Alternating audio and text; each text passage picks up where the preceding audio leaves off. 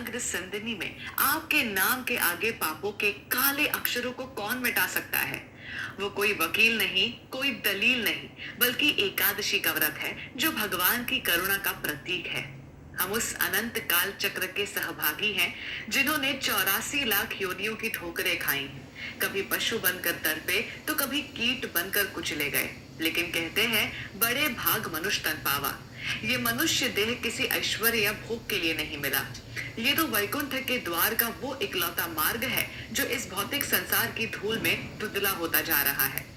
पाप मोचनी एकादशी के दिन यदि हम अपनी इंद्रियों को, इस शरीर को, चेतना को भगवान श्री कृष्ण की सेवा में लगाएंगे तो हम इस भौतिक जगत के भव बंधन से छूट सकते हैं। ये केवल एक उपवास नहीं, बल्कि हमारी आत्मा का परमात्मा से मिलन का वो शंखनाद है जो जन्म जन्मांतर की मैल को धोकर हमें साक्षात श्री कृष्ण के प्रति प्रेम को विकसित करता है। आइए बिना अधिक समय गवाए पाप मोचनी एकादशी की कथा का श्रवण करते हैं।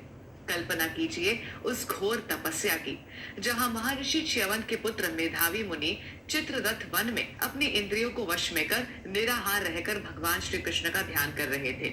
उनका तप इतना प्रचंड था कि स्वर्ग के राजा देवराज इंद्र का सिंहासन डोल उठा।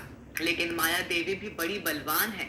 जब तक व्यक्ति के हृदय में कृष्ण प्रेम की अटूट आस्था न हो, तब तक कामदेव की एक हल्की सी हवा भी बड़े बड़े पर्वतों को हिला देती है। देवराज इंद्र ने मंजू घोषा नामक अप्सरा को भेजा, जिसने अपनी सुंदरता और संगीत के मायाजाल से मुनि के वर्षों के तप को क्षण भर में धूल धूल कर दिया। वो मेधावी मुनि जो कभी ब्रह्म मुहूर्त में हरिनाम का कीर्तन करते थे, वो अब माया के वशीभूत होकर समय का भान ही खो बैठे। मंजू घोषा एक अप्सरा थी जिसका काम ही था मुनि के मन को मनोरंजन, कामुकता और संगीत से बांधे रखना। मुनि अपनी साधना भूल चुके थे, इसलिए उनका दिन अब माला जपने में नहीं, बल्कि मंजू घोषा के संगीत को सुनने में, स्वादिष्ट भोजन करने में और उसके साथ आमोद प्रमोद में बीतता था। चूंकि वहां कोई अनुशासन नहीं बचा था, इसलिए उनके जीवन में सुबह और शाम का अंतर खत्म हो गया था। एक शाम जब मुनि ने खिड़की से बाहर देखा और अपने आसपास के वातावरण पर गौर किया तो उन्हें बदलाव नजर आया। सबसे बड़ा झटका वो था जब उन्होंने अपनी जर्जर देह, कांपते हाथ और सफेद बालों को देखा। उनकी रूह कांप गई क्योंकि उस एक पल में माया का सपना टूट गया और उन्हें एहसास हुआ कि उनके जीवन का सूर्यास्त होने वाला है। 57 वर्ष बीत गए थे। यही है इस संसार का सत्य। माया हमें समय की बर्बादी का एहसास तक होने नहीं देती और जब आंख खुलती है तब तक भक्ति की अमूल्य पूंजी और ये दुर्लभ मानव जीवन दोनों समाप्त होने की कगार पर होता है। मेधावी मुनि को अपनी भारी भूल का एहसास हुआ। उनका हृदय पश्चाताप की अग्नि में जलने लगा। उन्हें समझ आया कि उन्होंने एक तुच्छ आकर्षण के लिए अपने वर्षों की कमाई और दुर्लभ साधना को दांव पर लगा दिया।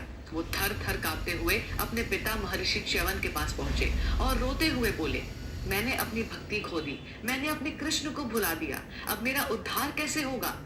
महर्षि ने कहा, पुत्र हताश मत हो, क्योंकि भगवान कृष्ण करुणा के सागर हैं। मुनि और उस अप्सरा दोनों ने जब माधव की शरण में जाकर ये व्रत किया तो साक्षात चतुर्भुज रूपधारी विष्णु की कृपा से उनके सारे पाप जलकर भस्म हो गए और उन्हें पुनः अपना दिव्य आध्यात्मिक स्वरूप प्राप्त हुआ। ये कथा प्रमाण है कि पाप करना मनुष्य का स्वभाव हो सकता है, लेकिन उस पाप को स्वीकार कर भगवान से जाना ही असली बुद्धिमत्ता है। इस पावन व्रत को मनाने की विधि का संबंध केवल शरीर का उपवास नहीं, बल्कि चेतना का शुद्धिकरण है। इसकी शुरुआत होती है ब्रह्म मुहूर्त में, जब सूर्योदय से पूर्व जागकर हम साक्षात भगवान की कृपा का आवाहन करते हैं। इस दिन का सबसे बड़ा निषेध है अन्न, चावल और अनाज का पूरी तरह त्याग। शास्त्रों के अनुसार एकादशी के दिन पाप पुरुष अन्न में निवास करता है, इसलिए अन्न खाना साक्षात पाप खाने के समान है। इस दिन हमें संकल्प लेना है कि आज मेरी इंद्रियां केवल भगवान की सेवा में होगी। भगवान श्री कृष्ण के विग्रह का अभिषेक करें, उन्हें तुलसी दल अर्पित करें और जितना हो सके हरे कृष्ण महामंत्र का जप करें। साथ ही किसी की निंदा करना या क्रोध करना आपके पुण्य को कम कर सकता है। श्री कृष्ण कथा, श्री कृष्ण कीर्तन और श्री कृष्ण भक्तों की सेवा में समय बिताना सबसे श्रेष्ठ माना जाता है। यदि स्वास्थ्य अनुमति दे तो निर्जला व्रत रखें, अन्यथा जल या फलाहार करते हुए अपने मन को श्रीमद् भागवतम के श्रवण में लगाएं।